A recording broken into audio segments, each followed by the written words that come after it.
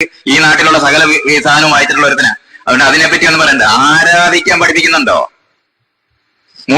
ഒരു വരി ഈ ഖുർആനകത്തെ നാട്ടുകാർക്ക് കൊള്ളാന്ന് ഒരു വരി പറ, കീഴടങ്ങാനല്ലാത്ത ഒരു വരി. നിന്നെ പോലെ നിന്റെ അയൽക്കാരനെ സ്നേഹിക്കണം എന്ന് യേശു ക്രിസ്തു പറഞ്ഞിട്ടുണ്ട് എന്ന് പറയുന്ന തരത്തിൽ കൊള്ളാവുന്ന ഒരു വരി പറ. ഒരെണ്ണം പറ. നിന്നെ പോലെ നിന്റെ അയൽക്കാരനെ സ്നേഹിക്കുക എന്ന് ഈസാ നബി അലൈഹിസ്സലാം പറഞ്ഞു. നല്ലതാ, ബൈബിളിലുണ്ട്, മത്തായി സുവിശേഷത്തിലുണ്ട്.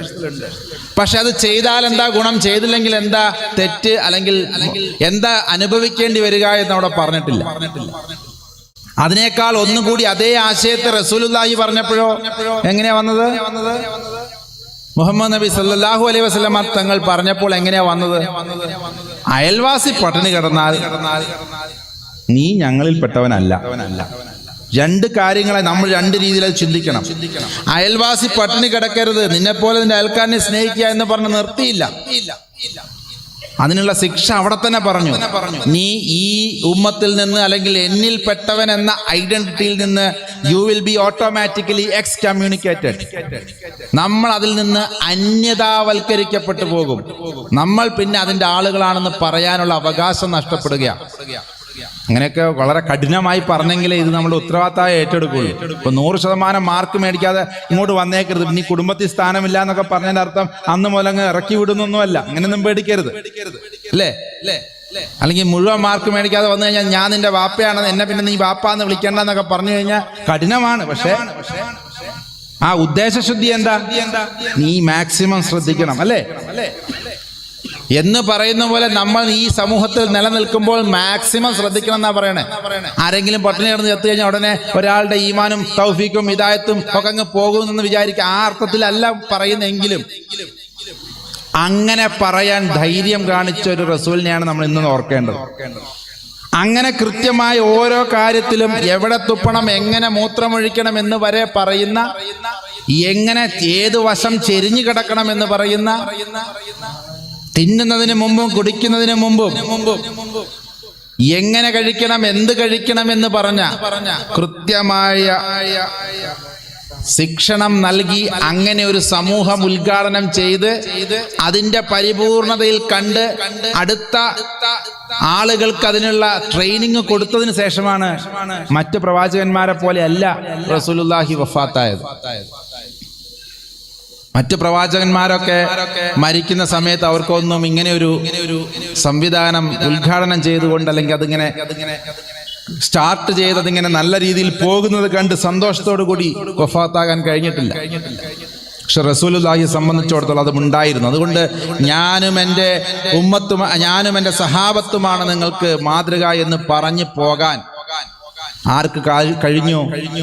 റസൂലുള്ളാഹി കഴിഞ്ഞു. അതുകൊണ്ട് പേടിക്കണ്ടേ ഇങ്ങനെയുള്ളൊരു സംവിധാനത്തിന്. ഇനി ഇത് തകർന്ന എനിക്കെന്താ കുഴപ്പം? ഞാൻ ഹിന്ദു മതത്തിലെ ആചാര്യനല്ലേ. ഞാൻ ഭയക്കുന്നത് എന്താണെന്നറിയോ? ഇത്രയും സുശക്തമായി ദൈവിക സംവിധാനത്തിന്റെ അനുഗ്രഹമുള്ള ഒരു സംവിധാനത്തെ തകർക്കുമെങ്കിൽ അതിന്റെയൊക്കെ ഒരുപാട് പുറകിൽ നിൽക്കുന്ന ഇതൊരു ഡാം പോലെയാണ്. മുല്ലപ്പെരിയാറെങ്ങാനും പൊട്ടിക്കഴിഞ്ഞാൽ പിന്നെ ആരും ഇവിടെ നിൽക്കുകയില്ല എന്ന് പറയുന്ന പോലെ ഈ സാധനം ഒന്ന് തകർന്നു കഴിഞ്ഞാൽ പിന്നെ മതങ്ങൾക്കൊന്നും ഒരു പ്രസക്തിയില്ല. ബാക്കിയുള്ളവർക്കൊന്നും ഇത്രയൊന്നും പിടിച്ചു നിൽക്കാൻ കഴിയില്ല. അത് മറ്റു മതക്കാരും കൂടി ഒന്ന് മനസ്സിലാക്കണം.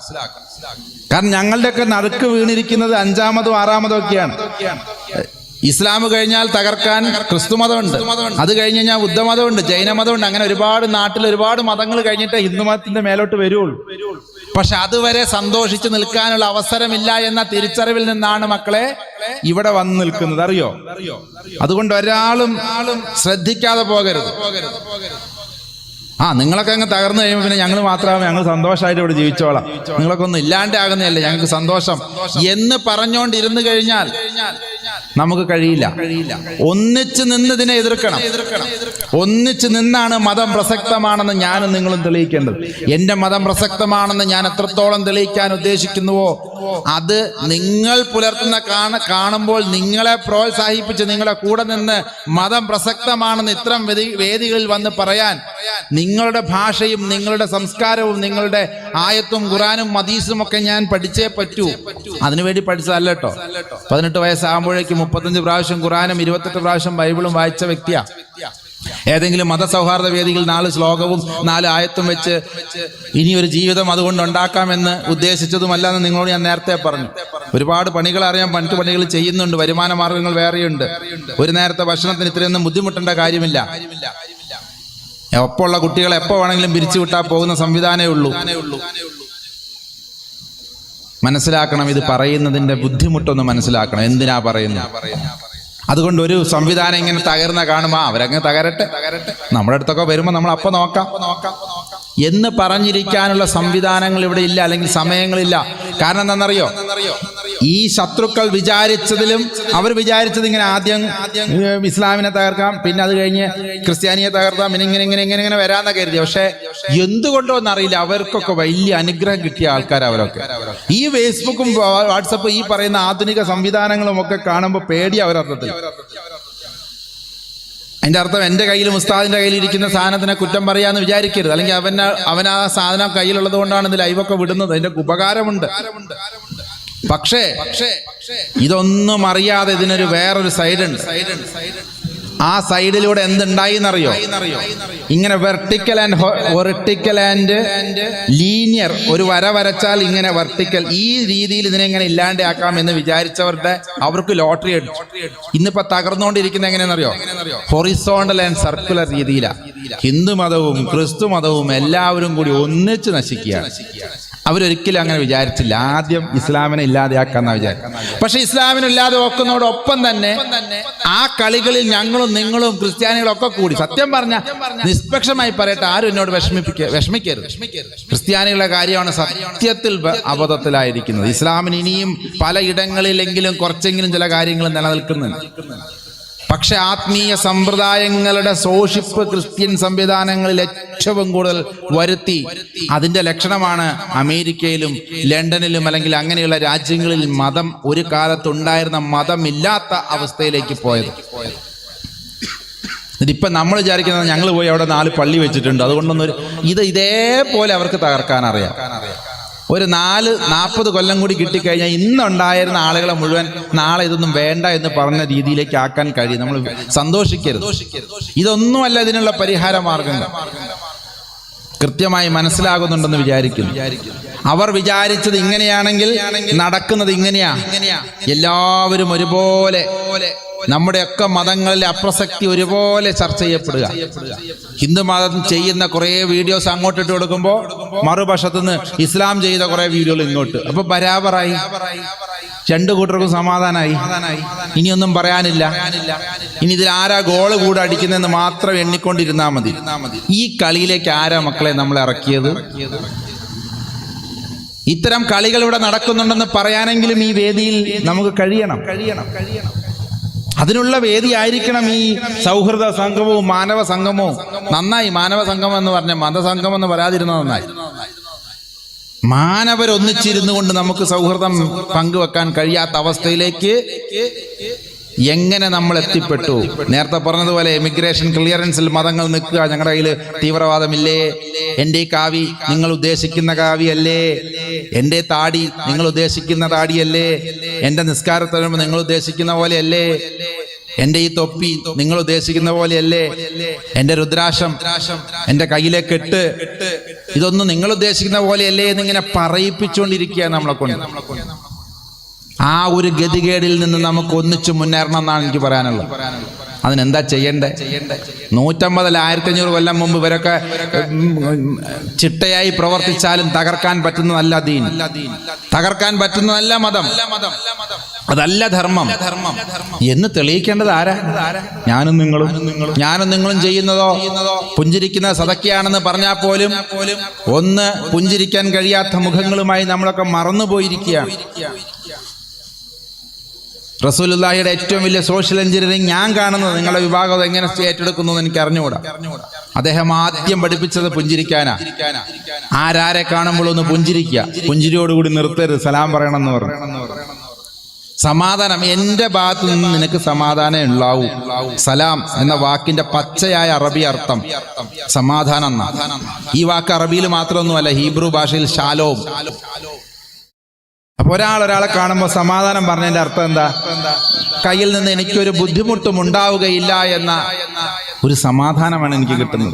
അതിന് ആത്മീയമായ കുറെ അർത്ഥങ്ങളുണ്ട്. അള്ളാഹുവിന്റെ സമാധാനം, പരമമായ ശാന്തി, അല്ലെങ്കിൽ നിനക്ക് ഉണ്ടാകട്ടെ, അത് ലഭിച്ചവനായതുകൊണ്ട് ഞാൻ നിന്നെ സമാധാനം ആശംസിക്കുന്നൊക്കെ നിങ്ങളതിന്റെ മതപരമായ രീതിയിലേക്ക് കൊണ്ടുപോയിക്കോളൂ.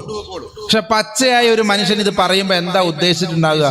നിങ്ങൾ സമാധാനത്തിലാവണം, ആരെ കണ്ടാലും സമാധാനം പറഞ്ഞോളണം, പുഞ്ചിരിക്കണം, ആദ്യം ചിരിച്ചുകൊണ്ട്. ഇതിനെക്കുറിച്ചൊക്കെ പറഞ്ഞ് പഠിച്ചത് ഞാനൊക്കെ വായിച്ചത് ഇങ്ങനെയാ. ഒരു മറയുടെ അപ്പുറത്തോട്ട് പോയി തിരിച്ചു വന്നാൽ വീണ്ടും സലാം പറയണം. 10 പ്രാവശ്യം പോയി 10 പ്രാവശ്യം വന്നു കഴിഞ്ഞാൽ അറബികൾ ഇപ്പോഴും അത് പറയുന്നുണ്ട്. നമ്മൾ രാവിലെ ഉസ്താദിനെ കണ്ടു സലാം പറഞ്ഞു, ഇനിയിപ്പോ വൈകുന്നേരം അല്ലെങ്കിൽ നാളെ പറഞ്ഞാൽ മതി. ഇത്രയും നേരം അവിടെ ഇവിടെയൊക്കെ നമ്മൾ ഇടയ്ക്കിടയ്ക്ക് കാണുന്നതല്ല. അത്രത്തോളം എന്താ പറയാ, റസൂലുള്ളാഹി എത്ര സൂക്ഷ്മതയോടുകൂടി ആ ദീനിനെ ഉണ്ടാക്കിയെടുത്തത്. വളരെ സൂക്ഷ്മത പാലിച്ചിട്ടുണ്ട്. അതുകൊണ്ട് എൻ്റെ സമുദായത്തിൽപ്പെട്ടവർ തമ്മിൽ കാണുമ്പോൾ ചിരിക്കുക മാത്രമല്ല, സമാധാനം പറയണം. അതോടുകൂടി മതിയോ? ആശ്ലേഷിക്കണം, കൈ കൊടുക്കണം. ഉച്ചനീചത്വങ്ങൾ ഇല്ലാത്ത, തൊട്ടുകൂടാത്തവരും തീണ്ടിക്കൂടാത്തവരുമുള്ള കാലഘട്ടം അന്നും അവിടെയും ഉണ്ടായിരുന്നു, അതിനു മുമ്പും അവിടെയും ഉണ്ടായിരുന്നു. അതൊന്നുമില്ലാത്ത രീതിയിൽ നീ നെഞ്ചോട് ചേർക്കണം, കൈ പിടിക്കണം, ഹസ്തദാനം ചെയ്യണം. ഇന്ന് കൈ കൊടുത്താൽ പോലും കൈ കൊടയുന്നവരെ ഞാൻ കണ്ടിട്ടുണ്ട് എൻ്റെ ജീവിതത്തിൽ. നമ്മളൊക്കെ കൈ പിടിച്ചത് കൊണ്ടൊക്കെ എന്തോ നഷ്ടപ്പെട്ടു പോയി എന്ന രീതിയിൽ കൈ കഴുകുമെന്ന് പറഞ്ഞവരെ എനിക്കറിയാം. ആരാ സന്തോഷിക്കുക ഇത് കാണുമ്പോൾ?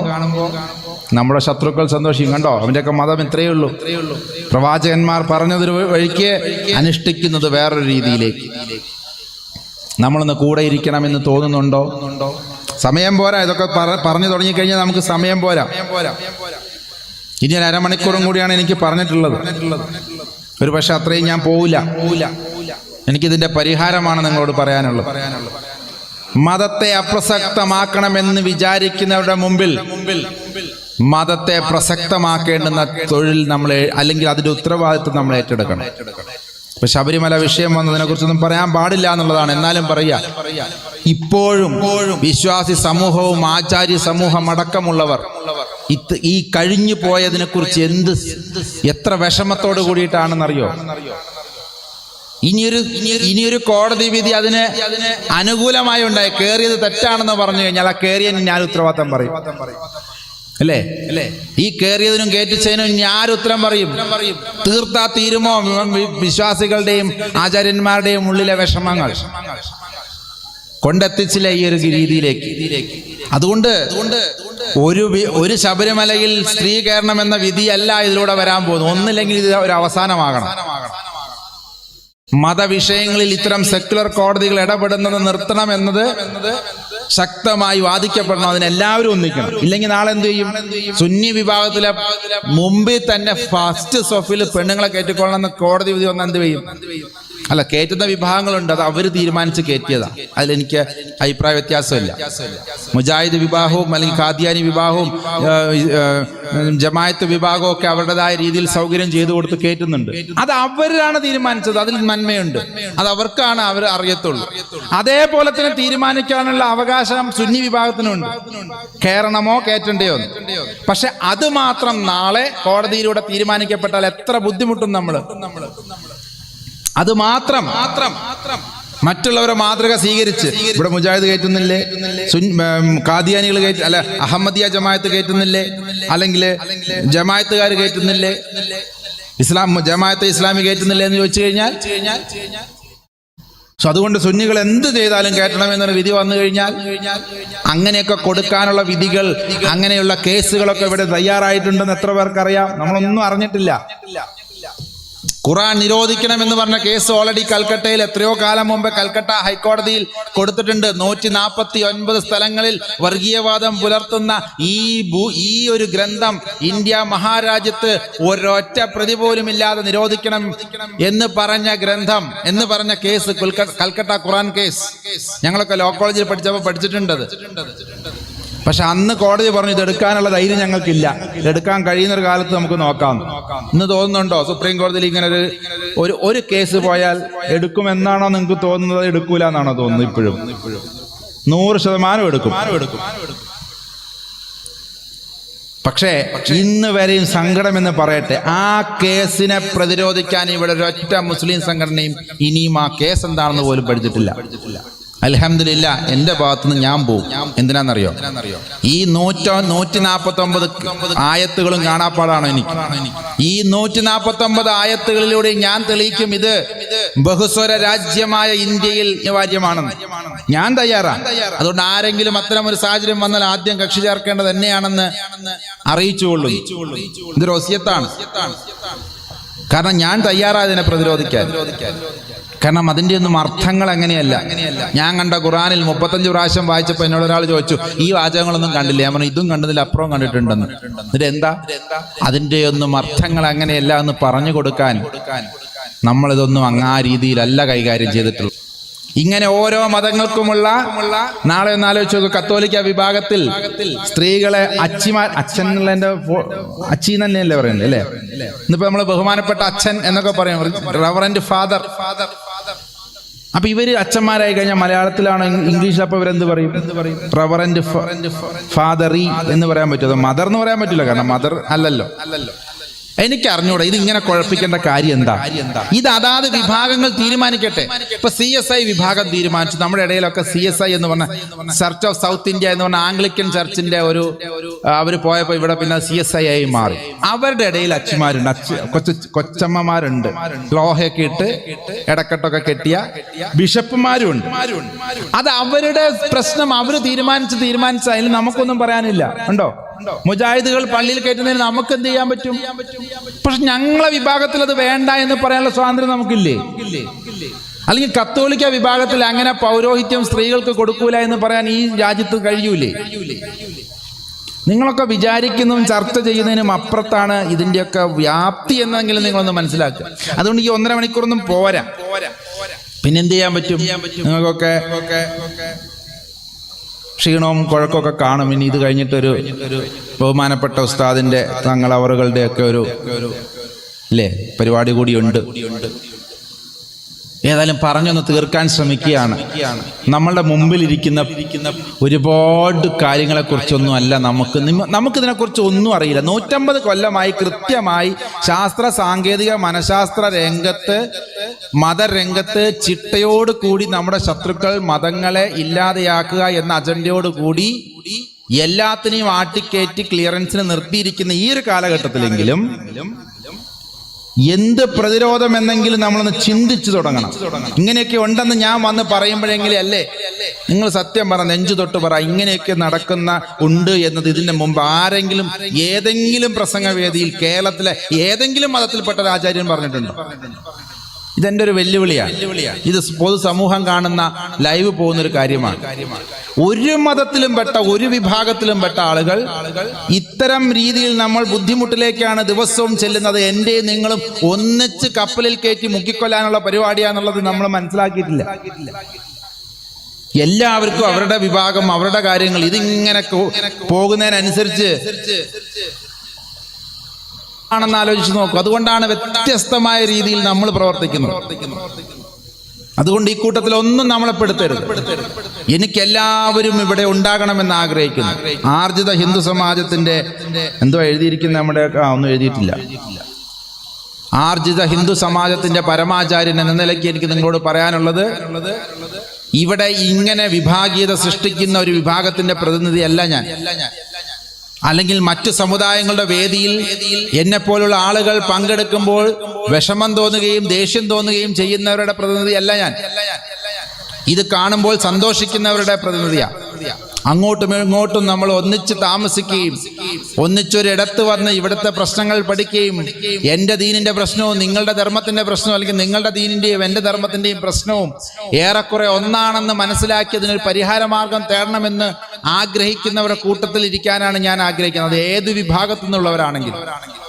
കാരണം ഒരൊറ്റ തലമുറ കൂടി കഴിഞ്ഞാൽ ഇവിടെ ഹിന്ദു മതവും ഉണ്ടാവില്ല, ക്രിസ്തു മതവും ഉണ്ടാവില്ല, ഇസ്ലാം മതവും ഉണ്ടാവില്ല. അതിന്റെ തെളിവ് ഞാൻ പറഞ്ഞു തന്നു. 18-നും 40-നും ഇടയിലുള്ള കുട്ടികളുടെ എണ്ണത്തിലെ കുറവ് അല്ലേ? ഇല്ലെങ്കിൽ ഇതിലൊക്കെ ഇങ്ങനെ നിറഞ്ഞിങ്ങനെ കുട്ടികൾ മുമ്പിൽ വന്നിരിക്കുക. ഇന്നിപ്പോ ഒരു ക്ലബിന്റെ ഉദ്ഘാടനം വെക്കുക.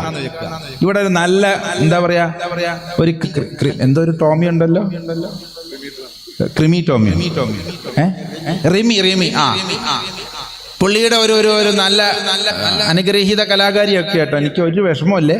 പക്ഷെ ഈ പരിപാടിക്ക് പോരാ അതായിരുന്നു എന്നെങ്കിലോ ഇവിടെ ഒരു ഒറ്റ വയസ്സന്മാരെയും കാണുവാൻ ഇല്ല. നിങ്ങളൊക്കെ വിളിച്ചാലും വരുമോ? ഇല്ല. പക്ഷെ മുമ്പിൽ നിന്നുകൊണ്ട് ഈ ചാടാൻ ആരുണ്ടാകുമായിരുന്നു? അതിന് 4 മൈക്കൽ ജാക്സന്റെ പാട്ടൊക്കെ ആയിട്ട് നിങ്ങളും വരൂലേ? എവിടെ അതിന്റെ ആൾക്കാർ അല്ലേ? അതിന് പറ്റുന്ന തപ്പാങ്കുത്തൊക്കെ ആയിട്ട് വന്നു കഴിഞ്ഞാൽ ഇവിടെ ഇങ്ങനെ അങ്ങനെയൊക്കെ നടത്തിയാൽ കുറെ പൈസ പിരിഞ്ഞു കിട്ടും. പള്ളിപണിയൊക്കെ വേഗം തീർക്കാം. പള്ളിപണി തീർന്നിട്ടില്ല എന്നാണോ എന്നോട് പറഞ്ഞത്? ഇനിയും തീരാനുണ്ട്. അപ്പൊ പിന്നെ ഞങ്ങളെപ്പോലത്തവരൊന്നും വിളിച്ച് പരിപാടി ഒന്നും നടക്കുന്നതിന് വരെ നല്ല റിമി ടോമിയൊക്കെ വിളിക്കുന്നതാണ് നല്ലത്. പൊന്നു സഹോദരി, അവർ മോശമാണെന്നല്ലോ പറഞ്ഞു അങ്ങനെയൊന്നും വ്യാഖ്യാനിക്കല്ലേ. അത് മറ്റൊരു പരിപാടിയാണ്. അല്ലെങ്കിൽ അങ്ങനെയുള്ള സ്റ്റേജ് ഷോകളൊക്കെ നടത്തി കഴിഞ്ഞാൽ എത്ര ദൂരത്തുനിന്ന് പിള്ളേർ അറിഞ്ഞു വരും അല്ലേ? ഇതിപ്പോ ഈ മഹലുമായി ബന്ധപ്പെട്ട് ഈ ഒരു ഏരിയയുമായി ബന്ധപ്പെട്ട മറ്റേത് അരിപ്പാടുന്ന് വരും, കരുനാഗപ്പള്ളിയിൽ നിന്നും കാഞ്ഞിരപ്പള്ളിയിൽ നിന്നൊക്കെ വരട്ടെ. ഈ രീതിയിലേക്ക് നമ്മളെ കുഞ്ഞുമക്കളെ ഈ ഒരു രീതിയിലേക്ക് ചിന്തിപ്പിക്കുന്ന രീതിയിൽ ആക്കി ഒരുത്തം മാത്രം, കുറച്ച് പേര് 2-3 പേര് മാത്രം അവിടെ ചെറുപ്പക്കാരൊക്കെ ഇരിക്കുന്നു. നിങ്ങൾക്കൊക്കെ എന്ത് പറ്റിയടാ? മലയാളി മലയാളി തന്നെയല്ലേ? അതോ ചില ബംഗാളി പിള്ളേരുണ്ട് നല്ല മിടുക്കതിന്, അവർക്ക് പിന്നെ മലയാളം എന്ന് പറയും. മലയാളികൾ തന്നെയാ. അല്ല, ഇന്നാളെ ഒരു വർഷം ഇതേപോലെ കുറെ ചെറുപ്പക്കാരെ കണ്ടപ്പോൾ ഞാൻ ചോദിച്ചു, മക്കളെ പേരെന്താ? ഒന്നും മിണ്ടുന്നു. അവസാനം പറഞ്ഞു ദീനുൽ ഇസ്ലാം. ഞാൻ ചോദിച്ചു അതെന്തുവാ? മേരാ നാം ഹേ എന്ന് പറഞ്ഞു. ഓ അത് ശരി. അപ്പൊ ഇരുന്ന് തലകുലുക്കി കേട്ടത് മുഴുവൻ ബംഗാളികളായിരുന്നു. നിങ്ങൾ ബംഗാളികളൊന്നും അല്ലല്ലോ. 3 മലയാളികളാ. ഇപ്പൊ കണ്ടാലും മനസ്സിലാവും. പറഞ്ഞുകൊണ്ട് വരുന്ന ഇതാണ്. ഇതൊന്ന് അവസാനിപ്പിക്കേണ്ടതുണ്ട്. നമുക്ക് അടുത്ത പരിപാടിയിലേക്ക് പോകേണ്ടതുണ്ട്. മതം അപ്രസക്തമാക്കാൻ വേണ്ടി എല്ലാ അർത്ഥത്തിലും ശാസ്ത്രത്തെയും എല്ലാ വിവര സാങ്കേതിക വിദ്യകളെയും ഉപയോഗിച്ചുകൊണ്ട് എൻ്റെ മതം ശരിയല്ല എന്ന് എന്നെ കൊണ്ട് തന്നെ പറയിപ്പിക്കും. നിങ്ങളുടെ മതം ശരിയല്ല എന്ന് നിങ്ങളുടെ വാക്കുകൾ കടമെടുത്ത് തന്നെ പ്രചരിപ്പിക്കുക. ഇന്ന മൗലവി ഇന്നവരോട് ഇന്ന മറുപടി പറഞ്ഞിട്ടുണ്ടെന്ന് പറയുന്നത് ഇതിലൊന്നും പെടാത്തവരാ. അല്ലെങ്കിൽ ഇന്ന സ്വാമിക്ക് മറുപടി കൊടുത്തു എന്ന് പൊക്കിക്കൊണ്ട് വരുന്നത്. അല്ലെങ്കിൽ പഴയ ചില സ്വാമിമാരങ്ങനെ ഉണ്ടായിട്ടുണ്ട്. ചില ആളുകൾ നവോത്ഥാനത്തിന്റെ പേരിലുമൊക്കെ ഒരർത്ഥത്തിൽ ഒരുപാട് ദോഷങ്ങൾ ഞങ്ങളുടെ തുറന്ന് പറയാതിരിക്കാൻ പറ്റില്ല. നവോത്ഥാനത്തിന്റെ പേരും പറഞ്ഞ് ഒരുപാട് ആളുകൾ ഇവിടെ പലതിനെയും തകർക്കും. അവർക്കൊരു പക്ഷേ എനിക്ക് അറിഞ്ഞുകൂടത് എന്താ സംഭവിച്ചത്. പക്ഷെ മൊത്തത്തിൽ അവരുടെ ജീവിതവും അവരുടെ കാലഘട്ടം, അതുകൊണ്ട് തന്നെ പലരും ഇന്ന് ആ കാലഘട്ടത്തിലൊന്നും ഇല്ല, അല്ലെങ്കിൽ അതൊന്നും തുടരുന്ന കുട്ടികളുമില്ല എന്നുള്ളതൊരു ആശ്വാസമാണ്. പക്ഷെ അവരുണ്ടാക്കിയ ആ കേടുപാടുകൾ, പുതിയ ആശയത്തിന്റെ പേരിൽ മറ്റും ഉണ്ടാക്കിയ ഒരുപാട് കേടുപാടുകൾ തീർക്കണമെങ്കിൽ ഇനി എത്ര ഈമാനുള്ളവർ വരണമെന്നാണ് ഞാനൊക്കെ ഇങ്ങനെ ആലോചിക്കുന്നത്. എത്ര സൂക്ഷ്മതയോടുകൂടി അവനവന്റെ മാർഗം പ്രസക്തമാക്കുന്നവർ വരണം. അതുകൊണ്ട് ഒരൊറ്റ കാര്യം പറയാനുള്ളൂ. മതം അപ്രസക്തമാകണമോ മതം പ്രസക്തമാകണമോ എന്ന് ഇന്ന് തീരുമാനിച്ചിട്ട് ഇവിടുന്ന് പോകണം. നാളത്തേക്കൊന്നും വെക്കരുത്. ഞാൻ വിശ്വസിക്കുന്നു, ഞാനും നിങ്ങളും ആഗ്രഹിക്കുന്നത് അല്ലെങ്കിൽ ആഗ്രഹിക്കേണ്ടത് എൻ്റെ മതമെങ്കിലും അല്ല, അത് നിങ്ങൾക്ക് നിങ്ങളെ മതമല്ലേ അറിയുള്ളൂ. നിങ്ങളുടെ മതം കൃത്യമായി അത് നല്ലതാണെന്ന് ലോകത്തിന്റെ മുമ്പിൽ തെളിയിക്കേണ്ടത്. ഒരു ഉദാഹരണം ഞാൻ നേരത്തെ പറഞ്ഞ അതേ റസൂലുള്ളാഹിയുടെ വിഷയത്തിലേക്ക് വരാം. നീ പട്ടിണി കിടക്കുന്ന നിന്റെ അയൽവക്കത്തുണ്ടെങ്കിൽ നീ മതം പ്രസക്തമാക്കിയവനല്ല, നീ എന്നിൽപ്പെട്ടവനെ അല്ല എന്ന് പറഞ്ഞാൽ അതിന്റെ അർത്ഥം എന്താ? ഇന്ന് കേരളത്തിലെ മുസ്ലിം സമുദായം മാത്രം വിചാരിച്ചു കഴിഞ്ഞാൽ, ഇന്നുള്ള ജനസംഖ്യയിൽപ്പെട്ടവർ മാത്രം വിചാരിച്ചു കഴിഞ്ഞാൽ 160 അയൽക്കാരനാ പറഞ്ഞിരിക്കുന്നത് അല്ലേ? അയൽക്കാരൻ ആരാന്ന് റസൂലുള്ളാഹി ചോദിച്ചപ്പോൾ മറ്റൊരു ഹദീസിൽ പറയുന്നുണ്ട്, നിന്റെ മുന്നോട്ട് നോക്കുമ്പോൾ 140 പേര്, ഈ സൈഡിലേക്ക് 40 പേര്, ഇങ്ങനെ 4 ചുറ്റും 40 പേര്. അപ്പൊ ഒരു മുസ്ലിമിനെ ഏൽപ്പിച്ചിരിക്കുന്ന ഉത്തരവാദിത്വം എത്രയാ? 160 കുടുംബങ്ങൾ. അതിൽ അമുസ്ലിം എന്ന് നോക്കാൻ പറഞ്ഞിട്ടുണ്ടോ? മുസ്ലിം എന്ന് നോക്കാൻ പറഞ്ഞിട്ടുണ്ടോ? ഇല്ല. ജാതി മത വർഗ ലിംഗ വ്യത്യാസമന്യേ നിന്റെ അയൽവക്കത്ത് താമസിക്കുന്ന 160 കുടുംബങ്ങൾക്ക് നീ നന്മ ചെയ്യണമെന്ന് ഓരോ മുസ്ലിമിനെയും പറഞ്ഞ് ഏൽപ്പിച്ചിരിക്കുക. ഇതൊന്ന് കൃത്യമായി പുലർത്തിയിരുന്നെങ്കിൽ ചിലര് പറയും 150 ഇല്ല, 160 ഇല്ല സ്വാമി, ഇല്ല, പിന്നെ എത്രയാ, 40 ഉള്ളൂ. സമാധാനം, 40 ഒരു മുസ്ലിം 40 ഏറ്റെടുത്താൽ 40 വരെയൊക്കെ ഉണ്ടെന്ന് എല്ലാവരും സമ്മതിച്ചിട്ടുണ്ട്. 160 ഇച്ചിരി കൂടി എന്ന് പറയാം. 40 ഉണ്ടെന്ന് എല്ലാവരും സർവ്വസമ്മതമല്ലേ? എല്ലാ ഹദീസും കൂട്ടി ക്രോഡീകരിച്ച് നോക്കുമ്പോൾ നമുക്കൊരു 40 എത്തിക്കൂടും. ഞാൻ പറയുന്നു, നിങ്ങൾ 40 വേണ്ട, 4 കുടുംബങ്ങളെ ഏറ്റെടുത്താൽ ഒരു 0 വിലയില്ല. അതുകൊണ്ട് നമുക്ക് 40 വേണ്ട, 4 മതി. ഞാനെന്ന മുസ്ലിം അല്ലെങ്കിൽ ഞാനെന്ന ധർമ്മം അനുഷ്ഠിക്കുന്നവൻ എൻ്റെ 4 വശത്തുള്ള 4 കുടുംബങ്ങളെ ഇന്നത്തെ കേരളീയ സാഹചര്യത്തിൽ ഏറ്റെടുത്തു കഴിഞ്ഞാൽ 10 വർഷം കൊണ്ട്, അല്ല 5 വർഷം കൊണ്ട് കേരളത്തെ 10 പ്രാവശ്യം ദാരിദ്ര്യ വിമുക്തമാക്കാം. ഇവിടെ റേഷൻ ഉണ്ടാവില്ല, APL കാർഡ്, BPL കാർഡ്, ആ കാർഡ് ഈ കാർഡ് ഒന്നും കാണുകയില്ല. ഇവിടെ ഒരു ആന്ധ്രേനെയും നമ്മൾ ആശ്രയിക്കേണ്ടി വരില്ല. പിന്നെ അവസാനം ഈ അരി വാങ്ങിയവൻ തിരിച്ചു ചോദിച്ചു, നിങ്ങൾക്ക് അങ്ങോട്ട് അരി വേണോ? ഞങ്ങൾക്ക് ധാരാളം അരിയായി. ഈ എക്കണോമിക്, ഈ റസൂലുള്ളാഹി മുന്നോട്ട് വെച്ച ഈ ഇസ്ലാമിക് എക്കണോമിയെ കുറിച്ച് ഒരു പുസ്തകം പോലും ഈ ലോകത്തിൽ എവിടെ എഴുതപ്പെട്ട ഏതെങ്കിലും യൂണിവേഴ്സിറ്റികളുണ്ടോ എന്ന് തപ്പാൻ തുടങ്ങിയിട്ട് കാര്യമായി ഉണ്ടെങ്കിൽ എന്നെ ഒന്ന് അറിയിക്കണം, എനിക്ക് കൂടുതൽ പഠിക്കാൻ. പക്ഷേ നമ്മൾ നിഷ്പക്ഷമായി ഒന്ന് ഈ ഒരു റസൂലിൽ നിന്ന് പഠിച്ചു നോക്കിയേ.